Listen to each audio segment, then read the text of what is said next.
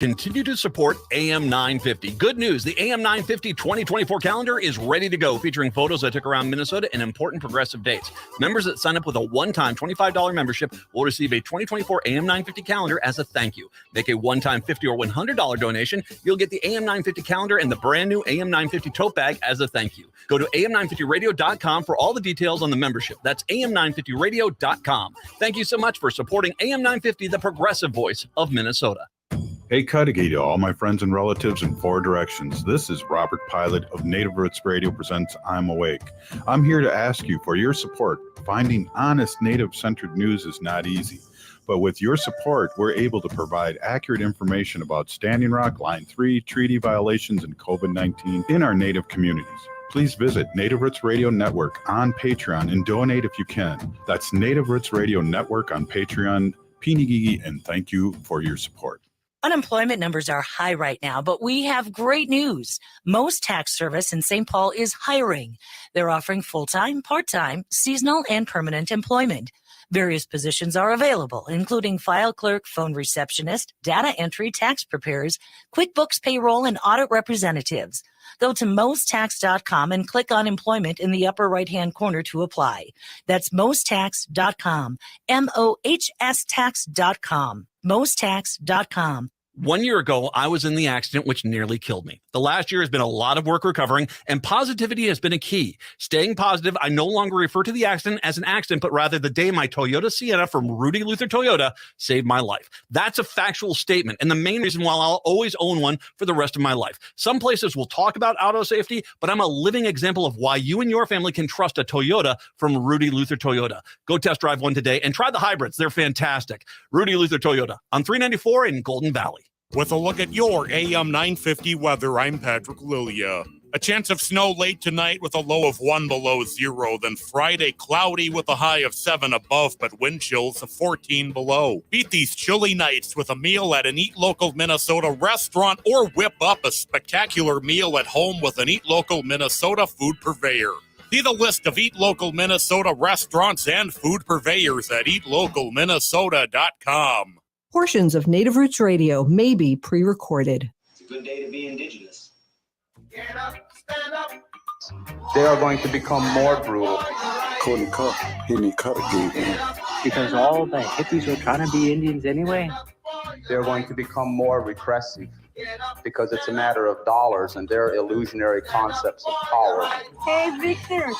We must live in balance with the earth. And also with recent happenings at Wounded Knee. I am awake. Welcome to Native Roots Radio presents I'm Awake, and I'm your host, Wakanja Hade. Hey, Cudahy to all my friends and relatives in four directions. You are listening to Native Roots Radio presents I'm Awake, and I'm your host, Robert Pilot. Hey, we discuss local and national Native news and events, Haley, and as you know, Native issues are human issues, and human issues are Native issues. You are right, Dega. This portion of the show is supported by Little Moments Count. Little Moments Count is a statewide collaborative focused on helping parents and caregivers learn about the importance of brain development in the first 3 years of life.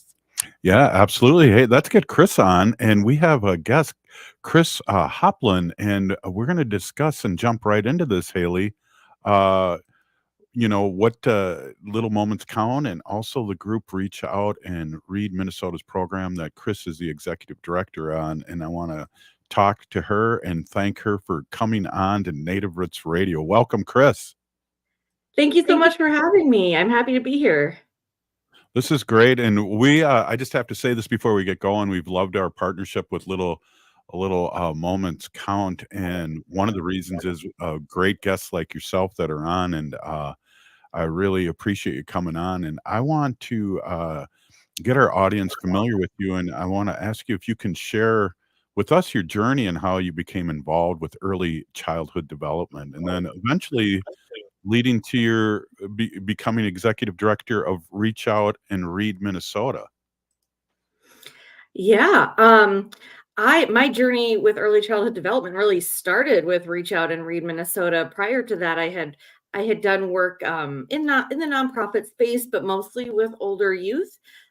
But it was an interesting journey because I started with Reach Out and Read shortly after I had my first daughter. So this early childhood development sort of coincided with my own parenting journey, which has been really interesting. And I've been here 10 years, and it's fascinating because all the time we learn new things about early childhood brain development and all of the amazing things happening in kids from birth to 5. And so it's just been a real learning journey for me.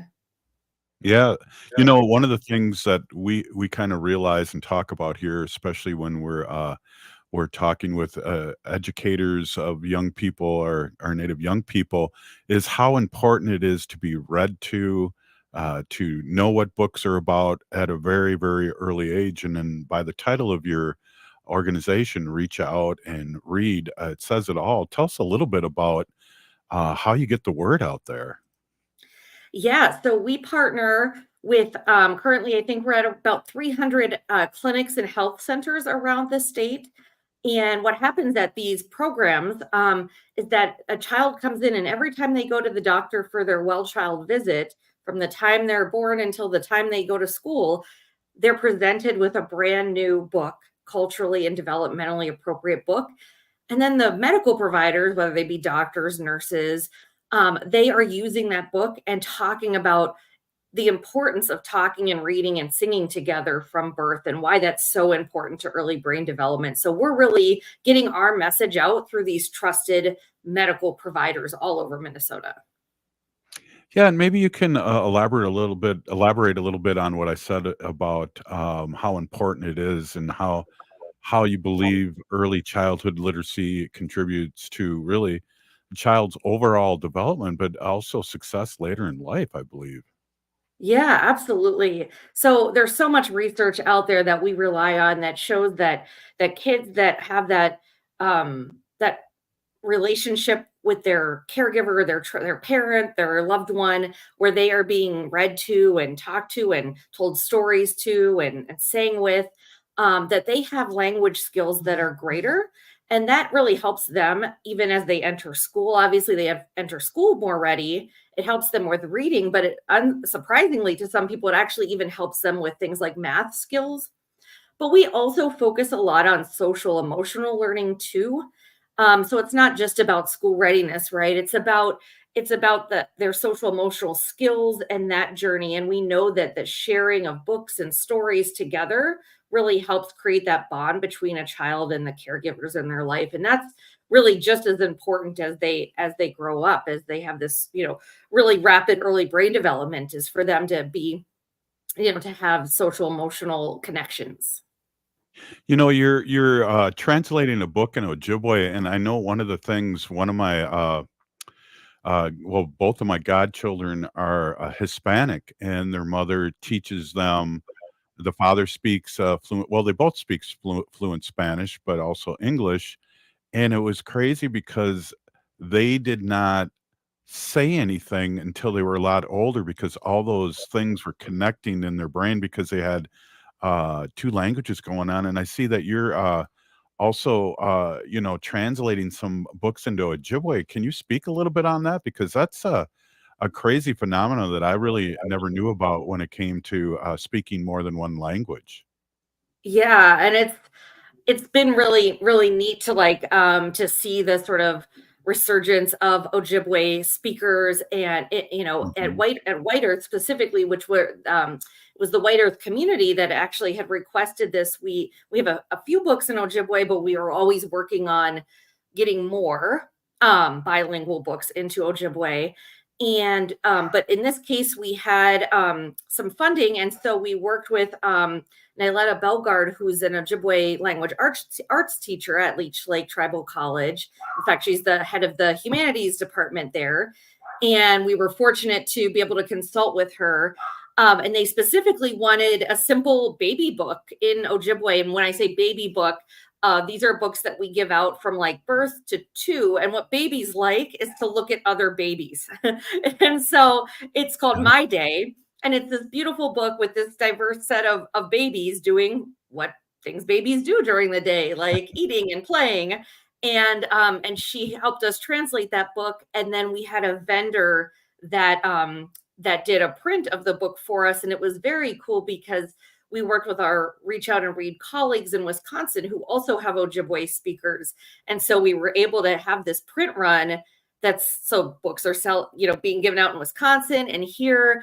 And what's really cool is that we have this vendor that is offering them at a low price point. So we're also working with childcare centers and the school district and other places that may want to distribute this book in Ojibwe. So it really kind of expands our reach. We've been excited. We're hoping to do more of that work.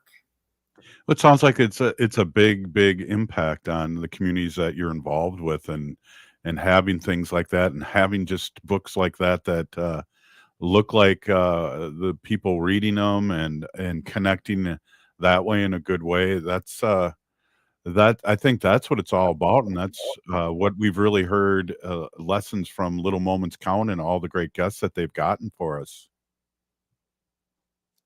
Yeah, absolutely. I'm sure that you've had other guests talk about that phenomenon of the windows and mirrors. And for us, as we're working with Indigenous publishers and with Native authors and illustrators and getting these books more into circulation, I mean, that's what we think about, right? We want our Native families and our Native children to be able to have the mirrors where they see themselves and their stories and their families and their language in the books that we're giving out. And then we also are working on distributing books by Native authors and illustrators to communities that aren't necessarily Native, because it's important for them to have the window to see into and learn about different communities as well. And so when we do initiatives like this, it's always for and requested by our Native communities, but it's getting the reach out on a wider scale. Yeah, and we can talk a little bit more about that in the next segment, because I think that's a really also great byproduct of what you're doing is you're supporting Native artists and Native writers and things like that. So I'll talk a little bit about that when we come back. Hey, we're with Kris Hoplin, Executive Director of Reach Out and Read. We'll be right back after this short break. Stay with us. Oh,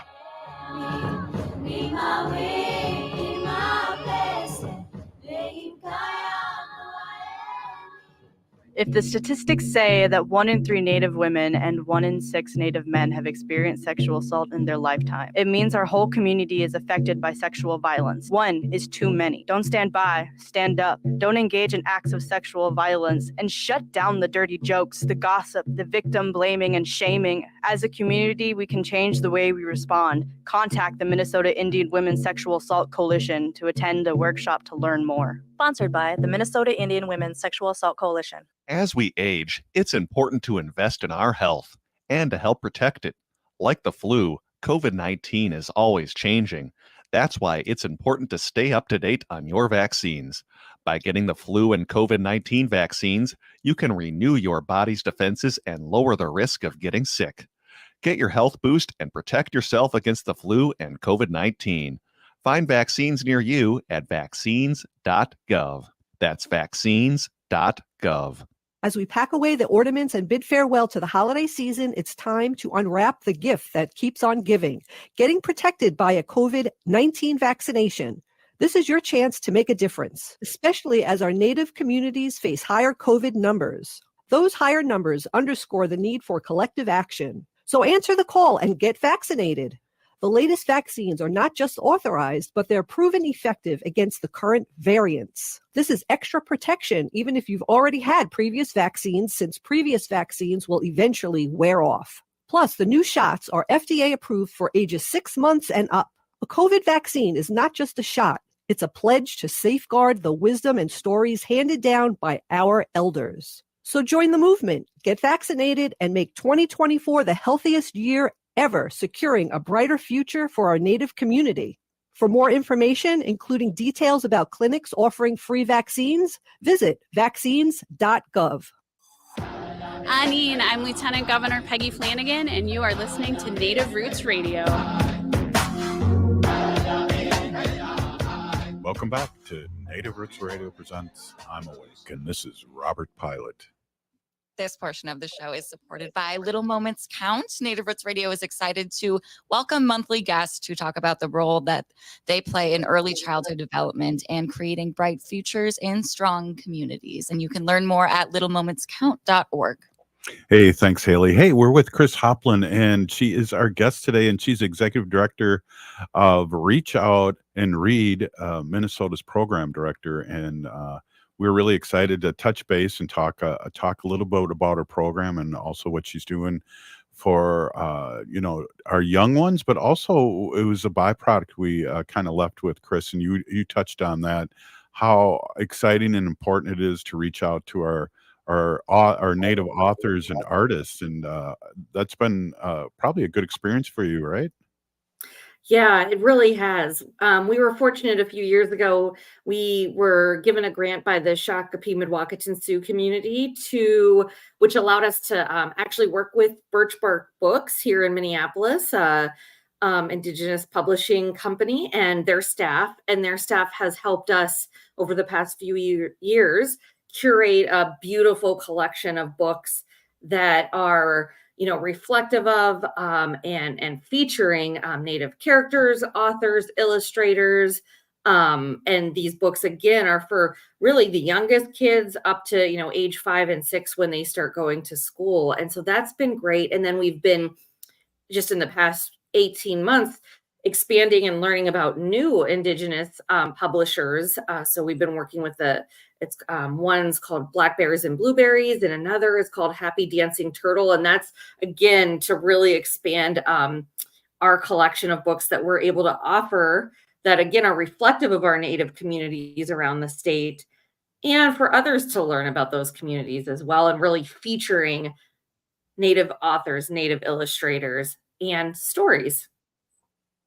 Yeah, that's awesome. Hey, kind of switching gears here, could you share some insights of what the community-based participatory research project at White Earth is, and how such projects contribute to creating more community-centered outreach and read programs? Yeah, that was a great experience. We had a grant. We worked with White Earth Health Center and the staff there and the doctors there, as well as Mayo Clinic and the American Academy of Pediatrics. And what this project was focused on at White Earth was community-based participation. So it's really understanding the community and what they want. And what we were focused on is a Reach Out and Read program that was set up to support cultural pride reinforcement there. And kind of what does that look like besides just giving out some great books? What else would that look like? And what did the community want to see? And so, of course, that helped us with the book selection. That was actually kind of what started that Ojibwe translation project that we did.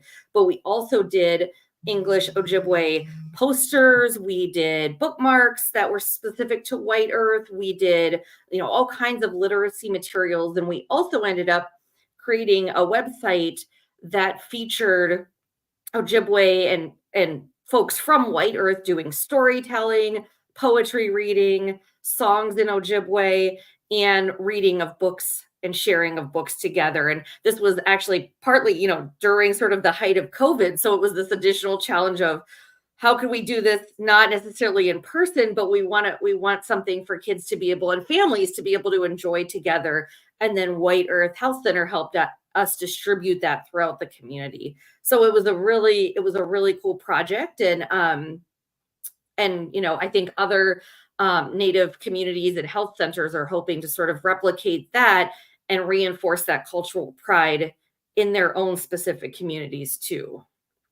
Yeah, I was going to ask you that too. As being director of Reach Out and Read Minnesota, are you going to be mirroring this to any other communities? That's funny you bring that up. I was going to ask you, do you guys have the capacity to do that, or are you more of a mentor to other people doing that? Right now, well, I mean, both. We definitely hope to have the capacity to do that. But one exciting thing is that we are part of a whole national network around the country. And so when we have the opportunity to do something like this, then other communities around the country can learn from us. And there's a lot of sort of takeaways from this project that I think can be implemented in other Native communities all over that are doing Reach Out and Read, and there are many of them in different parts of the country. Oh, okay. So this is a national organization that you are Yes, it here in is. Minnesota. Well, that's awesome. I think I probably read that, but I have a good memory, but it's short. I should have possibly read more when I was younger. No, just kidding. Thanks, Haley, for laughing. Oh, Yep. Kris, you laughed too. Thanks. Yes. Haley, do you have anything to add? I have a few more questions, but do you have anything to add? Well, just talking about like Indigenous children's book, two come to mind quickly for me. I know Sharice's big voice. Sharice Davis is Ho Chunk. She has that book of hers, A Native Kid Becomes a Congresswoman, and then also Rhea Thundercloud's book, Finding My Dance. Those are two Ho Chunk authors. Do any other Indigenous books and titles come to mind for you, Kris? That is a great question, and thanks for the suggestions. I am not on the book purchasing side of things here at Reach Out and Read, so I am not super familiar.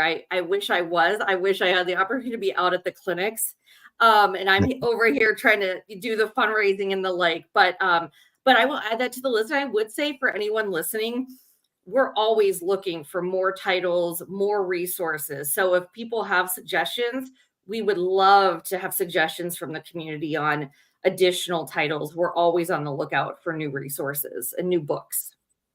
Yeah, that was a good question, Haley. Especially Haley and I are Ho Chunk. That's why we bring everything. Everything circles around the people with the big sacred voice, and that's Ho Chunk. And well, you probably already have. I think the lieutenant governor had a child's book out too a few years ago about her rise to Peggy Flanagan. So I'm sure you've heard of that. But that's a good question, Haley. Thank you. So that's asking what is, in your opinion, what role does storytelling play in the development of young minds, and how does Reach Out and Read leverage, and that's a good word, leverage this aspect in programming? Yeah, that is a great question. Thanks for asking that, because I think sometimes people see read in our name, and I always have to sort of push back and say, of course, reading's in our name. Of course, we love books. But what we're really about and what we really talk about a lot, and our medical providers in the community talk about a lot, is the idea of sharing a story or sharing a book together, because there's a lot of reasons why people might not read a book. And maybe it's as simple as they don't have a book to read in their language. But we know from our Native communities that storytelling is so important and such an amazing tradition, and we always really want to support that. And what we say is, like, a lot of the reasons why reading is good for early brain development and good for kids is the same reason that storytelling is good for kids, right? So it helps with their language skills, hearing stories that are passed down to them. It helps create those social emotional bonds with their caregivers and their family members. It helps enforce cultural pride. It helps their memory, right? Just like a book does.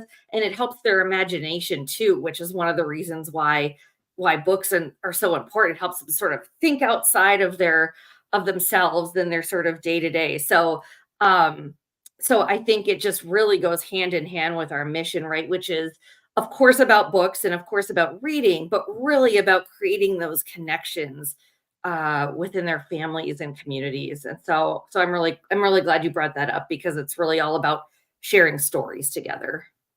Wow, it really, really is. And looking ahead, what are your goals and aspirations for Reach Out and Read Minnesota, and how can individuals and communities get involved in supporting your vision? Yeah, well, we are always every day thinking about serving more communities, more families, more kids, right? So that's our goal. Is we want to be everywhere in the state, serving every child and every family in the state. But we also, as I mentioned earlier, are really focused on diverse and inclusive books and literature and resources for families. And so this is sort of at the forefront of what we do. So like I said, we'd welcome any suggestions or thoughts if people want to kind of learn more about us or what we do, to visit our website. And there's definitely ways that they can get in touch with us on there with ideas. And of course, as a nonprofit, we accept donations. We also have a very robust used book program. And so we're always accepting donations of used books that go back out into the community. Oh, that's awesome. And I don't know, have we mentioned how to get a hold of you? Do we have a website and a Facebook that you could shout out to our listening audience? Absolutely. So our website is Reach Out and Read MN. So pretty straightforward. Reach Out and Read MN.org. And from there, you'll find our Facebook, which is also Reach Out and Read MN, our Instagram, LinkedIn, and I'd really encourage people to sign up for our newsletter. We send a newsletter out once in a while. And in that newsletter, we highlight some of the things that I was able to talk about today. So it's just a good way to kind of stay up to date with what we're doing both in our native communities and just in general around Minnesota. Well, I just want to say a big Peeny Gigi thank you. Always informative, and really you did not disappoint us. Really great interview, and Peeny Gigi for helping our young ones, because they are the future, and literacy and knowing who you are is really, really important. And thank you so much for your work. Yes, thanks to both of you for having me on. I really appreciate it. Right on. Hey, this is Native Roots Radio presents I'm Awake. We'll be right back, Haley, after this short break, huh? With Bob Blake from Red Lake, owner of Solar Bear. I knew you wanted to say that. Hey, Yes. We'll be right back. Hoa.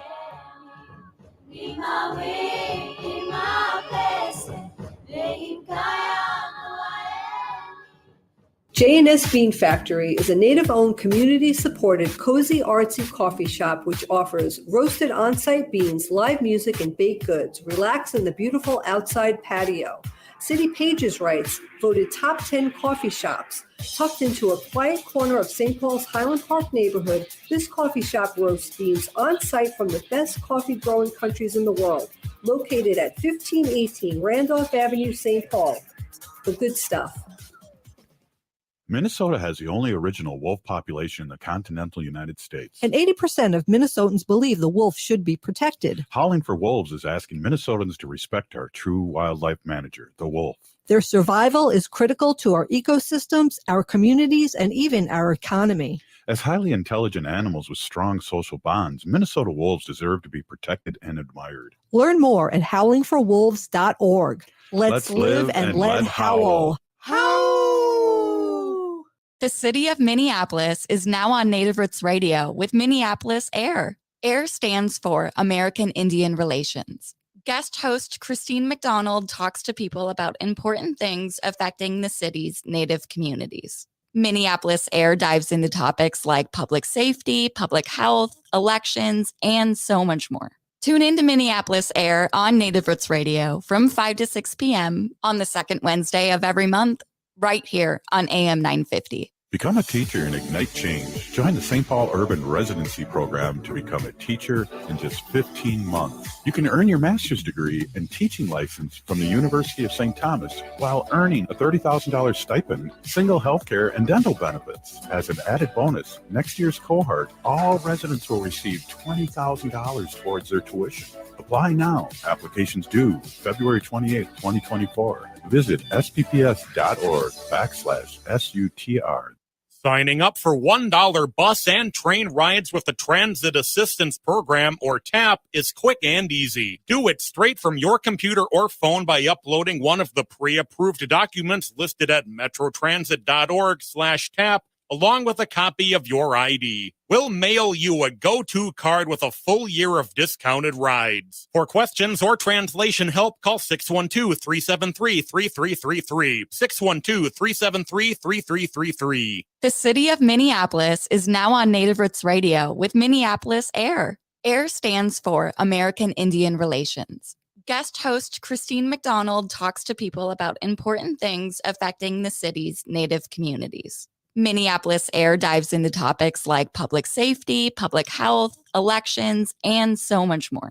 Tune in to Minneapolis AIR on Native Roots Radio from 5 to 6 p.m. on the second Wednesday of every month, right here on AM 950. The AM 950 2024 calendar is still available, and it's not too late to get yours, featuring photos I took around Minnesota and important progressive dates. Members that sign up for a one-time $25 membership will receive a 2024 AM 950 calendar as a thank you gift. Make a one-time $50 or $100 donation. You'll get the AM 950 calendar and a brand new AM 950 tote bag as a thank you. Go to am950radio.com for the details on the membership. That's am950radio.com. Thanks to everyone who's already received their calendar, and thank you so much for supporting AM 950, the progressive voice of Minnesota. With a look at your AM 950 weather, I'm Patrick Lilia. A chance of snow late tonight with a low of 1 below 0. Then Friday, cloudy with a high of 7 above, but wind chills of 14 below. Beat these chilly nights with a meal at an Eat Local Minnesota restaurant, or whip up a spectacular meal at home with an Eat Local Minnesota food purveyor. See the list of Eat Local Minnesota restaurants and food purveyors at eatlocalminnesota.com.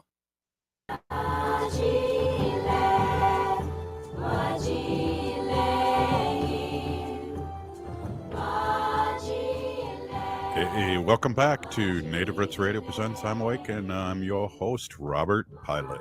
This portion of the show is supported by JS Bean Factory off Randolph Avenue in St. Paul. Only the good stuff keeps us awake. I am awake. Oh, hey, we're here with Bob Blake from Red Lake. I always have to say that one time during the show, but we're here with Robert Blake, owner of Solar Bear and Native Sun, the nonprofit leg of Solar Bear. And we're here to talk about what's happening all over Turtle Island in a good way for us Native Americans, but also just in energy and what people are doing right now. And we're just excited, and I've learned so much, and it's great to have you on as always, Bob. Welcome. Oh, yeah. Thank you, Robert. It's great to be on. There's so many good things happening in the solar energy field, or actually just renewable energy, climate justice, the Biden administration. I'm sorry, Robert, I have to say it because, we're starting the campaign season, right? And Solar Bear is not trying to do that. But I just want to point out all the great things that are happening because of the Biden administration, the biggest investment in climate history. And a lot of great projects are happening across the country. Manufacturing, Robert, is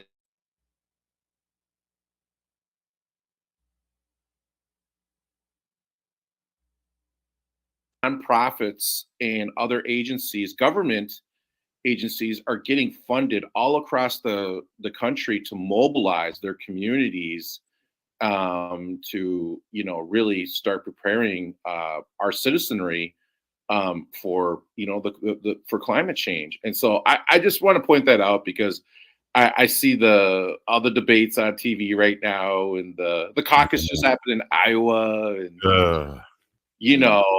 I see all these things happening, and I just want to point that out because I don't know exactly, Robert, if that investment by the federal government would it have sparked all these millions and millions of dollars, billions of dollars from the private sector, right?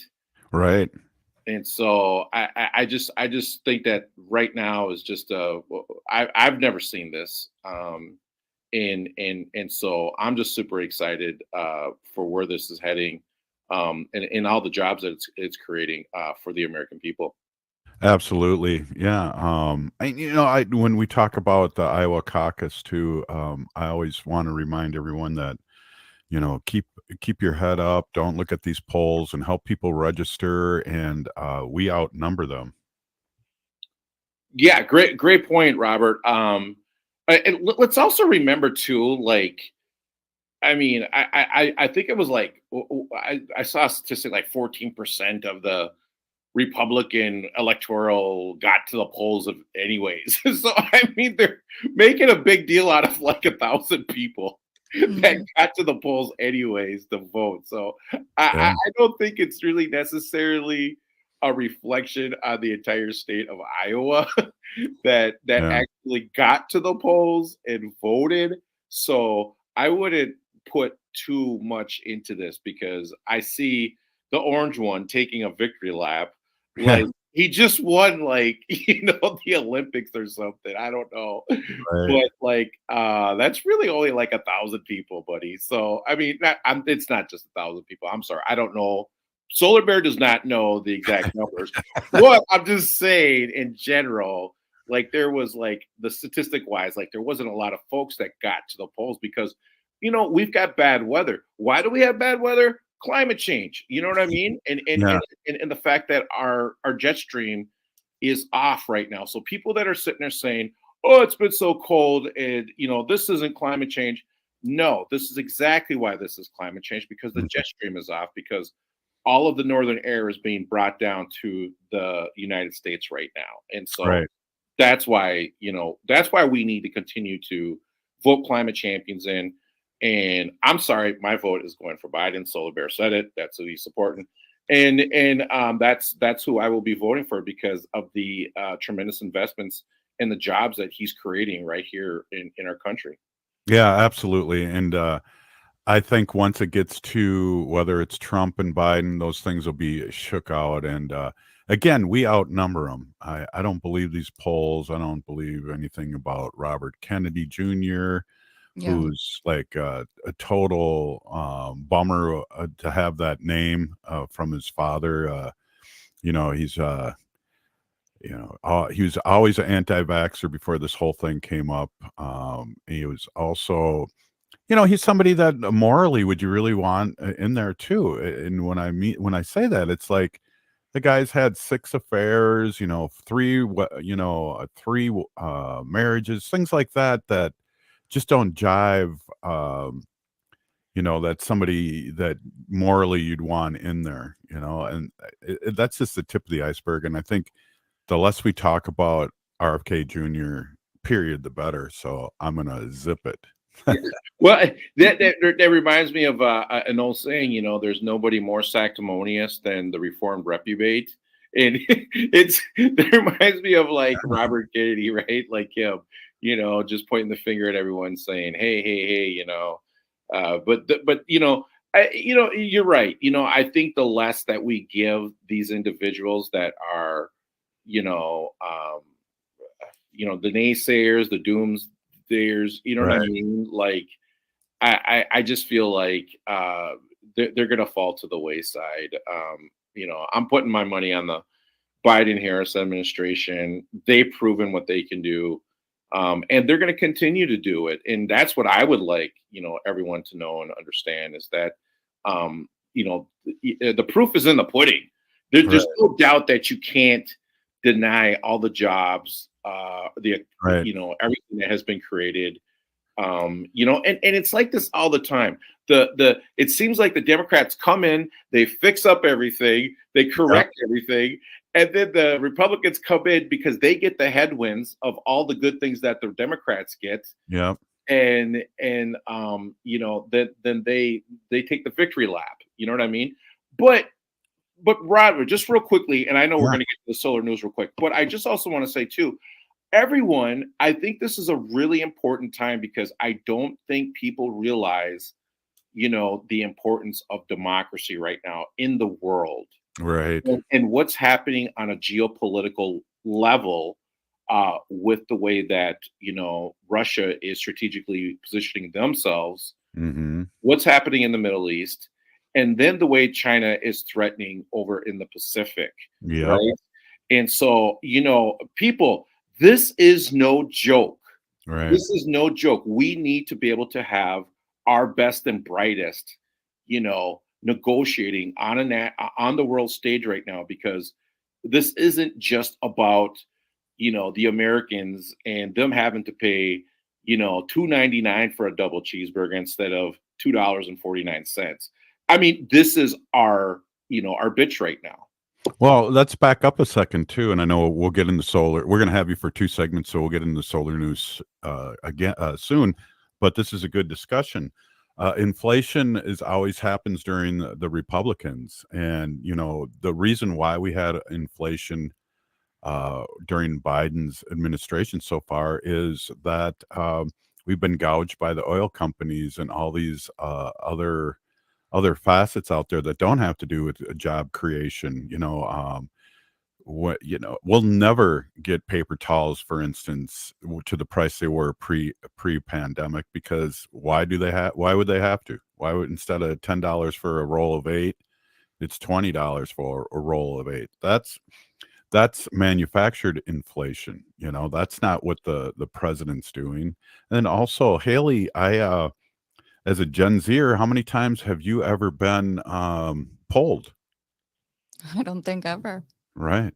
Mhm. So, I mean, there you have it. Who are they polling, and how are they saying that this is so close? Because of all the things that'll be reminded um, with women health care, becoming a second-class citizen in this last Supreme Court, and all these things that, you know, the American public has a short memory. But when we come up to, if it's between Trump and Biden, we'll definitely be bringing this stuff up again and putting a light on it and reminding people, like you said, this is about democracy versus fascism. Yeah, and Robert, I was just looking for one of the statistics, you know, that really points out exactly, you know, and I can't find it right now because I'm looking through my little snapshots, but you know, it just from someone that does work with the federal government and works very closely with the Department of Energy because of, you know, the awards I've received from them. You know, when we first started our project, this was shortly right after President Biden took office. We were told by the Department of Energy literally that the office was decimated. Like there were just empty desks in the Department of Energy that they had to fill. Right. Because the previous administration decimated it and were so focused on, you know, just sending out permits, just, you know, blindly saying, yes, drill, drill, drill. Right. He's saying it again. And you know, they literally fired people with PhDs, lifelong. Yes, I remember that. Folks that, you know, and so my project ended up getting started 90 days later, right? And then it took like extra 60 days after that. So you know, this is serious stuff, people, and you really have to get out and vote, and you really have to vote for climate champions, and we just got to send Biden back for another 4 years. Absolutely. Hey, we're going to talk about solar news here with the solar bear, Bob Blake from Red Lake, in the next segment. But really good discussion, and we'll talk more. This is Native Roots Radio presents I'm Awake, and we'll be right back after this short break. Stay with us.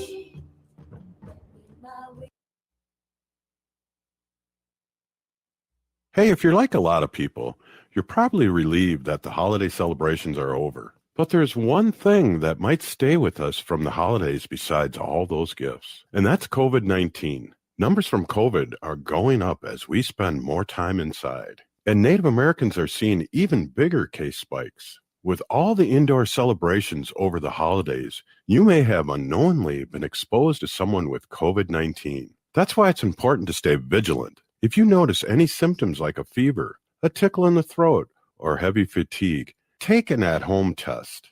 They're still free and can be ordered at sayyeshometest.org. If you do test positive, you're eligible for free treatment, and no health insurance is required. Visit health.state.mn.us to connect with providers and receive your treatment. Let's make 2024 the healthiest year ever, securing a brighter future for our Native community. J&S Bean Factory is a Native-owned, community-supported, cozy, artsy coffee shop which offers roasted on-site beans, live music, and baked goods. Relax in the beautiful outside patio. City Pages writes, voted top 10 coffee shops. Tucked into a quiet corner of St. Paul's Highland Park neighborhood, this coffee shop roasts beans on-site from the best coffee-growing countries in the world. Located at 1518 Randolph Avenue, St. Paul. The good stuff.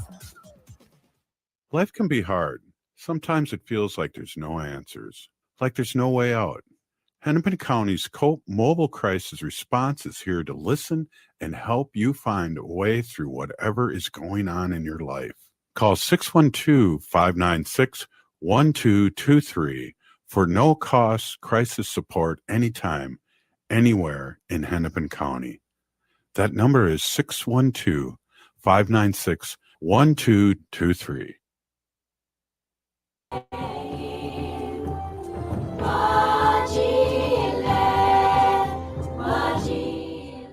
welcome back to Native Roots Radio Presents I'm Awake, and I'm your host, Robert Pilot.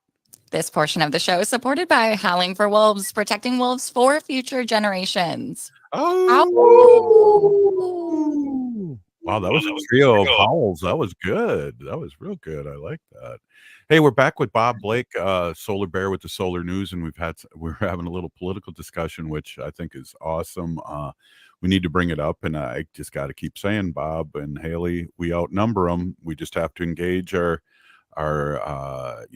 get people signed up that are newly turned voting people and get them engaged, and that's win by another 10 million, 8 million votes.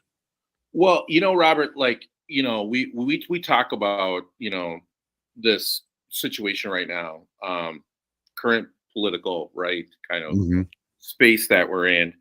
And, I want to remind people that, climate change is real. It's happening. We have to do something about it. And one of the biggest emitters, and I don't think people really think about this, of greenhouse gas emissions, is our armed forces. Huh. And there was a statistic that came out, and I can't remember it now, and I wish I had it, but it was like a couple of years ago, and I saw the statistic that said that if the federal government did X amount on their buildings alone, it would take the equivalent of millions of vehicles off the road, plant, millions of trees, blah, blah, blah. Robert, so taking action, our government taking action, right? I just want to remind people, President Biden is moving on this. And this is the great story here coming here. The Pentagon will now install rooftop solar panels on their entire facility. Wow. We're looking, Robert, at, it says here 27 megawatts. That is huge. That is a lot of, yes. Yeah. That is a lot of solar. And I mean, I think it says a lot, right? Because the Pentagon is such a, like one of those buildings, right, that I think we think of, as like government, right? I mean, I know, like when I'm in Washington and I'm like cruising by, I'm like, oh, there's the Pentagon. You know what I mean? Like, I'm Mr. Tourist guy, Right. And so, like, I think this is incredible because, this really shows the Biden's administration's commitment to renewables, to our environment, to the planet, and now, I mean, think of this as the flagship, and then how they're going to then start pursuing the rest of the buildings in the federal government and in the country. So I really love this story. I think it's awesome. It just real quickly, the Pentagon is one of 31 government sites. So there's going to be 31 to begin with. 31 to begin with, receiving $104 million in Energy Department grants, to install 27 megawatts of clean energy capacity, while leveraging 361 million. So that those tax credits, those private investors are going after those tax credits from the federal government, while probably signing power purchase agreements, with the Department of Energy. I don't know how they're working it, but I'm just saying that's probably what it sounds like to me. And I just think this is a great story, and kudos to the Biden administration for making this happen. Absolutely. And it's interesting too, when you talk about the Biden administration, when you were talking, I was thinking what you said earlier about empty desks with getting rid of all the experts. The experts are back and working for Biden. It isn't like Biden's doing everything and, has his pulse on everything. He's just got great people working for him. And I just wanted to throw that out there too, when it comes to talking about the age or whatever, like, things like that. It's just, he's got great people working for him. Well, yeah, and I would point out too that, like, for young people, Haley, your generation, your folks, right? Like you guys are the biggest, voting block coming. I mean, this really affects your generation. Right. And I mean, honestly, if I was in that block and I'm thinking about my future, I know who I would be going for, and someone that is like actually looking out for it. Yeah, the future of the next generations, right? And to make sure that we have a earth to have it. Exactly. The earth will still be here. You might not be. And that's a thing too, to engage and not listen to all this negative things, because I think we get barraged in social media and the news. And I know Gen Zers don't listen to the news, but all this false narrative all over social media and that nobody's checking on anymore freaks people out. Yeah, no, and this kind of segues, Robert, into the next story, which is about the Wisconsin Senate. Robert, passes a pair of bills that would make it easier for private businesses to host charging stations all across the state, and they can also access $80 million in federal construction aid. Now, the reason why this is important is because Wisconsin was one of the last holdout states, among the 50 that was saying no to, electric vehicles. And I think part of the situation, and I just did an interview for NPR, which is airing tomorrow, on electric vehicles. But, one of the things that, I had talked about in that interview was, one of the questions came to me was, well, people, are worried about range anxiety. They're worried about that their car is going to stall. And it's like, and I use the analogy, well, and just from Minnesota, if you were going to Duluth and your car was at a quarter of a tank, would you stop at a gas station to fill up? It's not any different than an electric vehicle. If you were going to Duluth, you'd probably want to fill it up before you went, right? Right. It's the same concept, same idea. Here's the difference, Robert. We need the infrastructure. We need the infrastructure up. There was a point in time where we didn't have all these service stations all over the place, gas stations all over the place. As a matter of fact, I was in St. Cloud the other day, and I seen 2 DC fast chargers just sitting to be installed at the Holiday station that I had stopped at. Yeah. And I mean, that's is a perfect example of what needs to happen.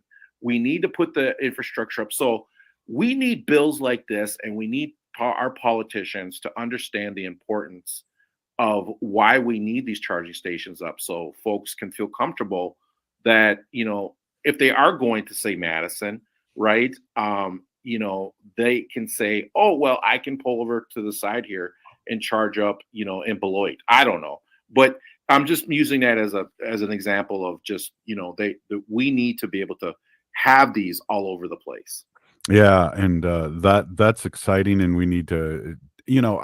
I heard a funny thing, and I don't know if it was from you, but it was funny. The resistance between horses and cars back in the 1910s, that people really resist that, and I feel it's kind of the vibe right now too, with renewable cars and batteries. And also, that's exciting news for Wisconsin, because we got a lot of listeners in Wisconsin. And I know of a theater that could probably be turned into not only a charging station, but a battery station. We should talk about sometime, Bob, because I just have a question about that. So would you, if you had a battery station, would you be getting that from other sources, or would you have to have your own energy source like solar panels and wind? Oh, well, I would love to. I would pair the battery station with a renewable energy collector like solar panels, right? Or a wind turbine. You know what I mean? Yeah. To store the energy. So absolutely, you'd want some type of renewable energy source connected to it, so you could store the energy and then use it for later on, right? When the price is up higher. Robert, thank you so much. Great conversation. As always, really good to see you, my friend. If you're listening to this show, you're part of the resistance from Chief Plenty Coops. The ground in which we stand on is sacred ground. It's the blood of our ancestors. We need to resist, divest, join a group, run for office, vote, and get your renewable energy going on your roof. We're still here. We are the 7th generation. And free Leonard Peltier now.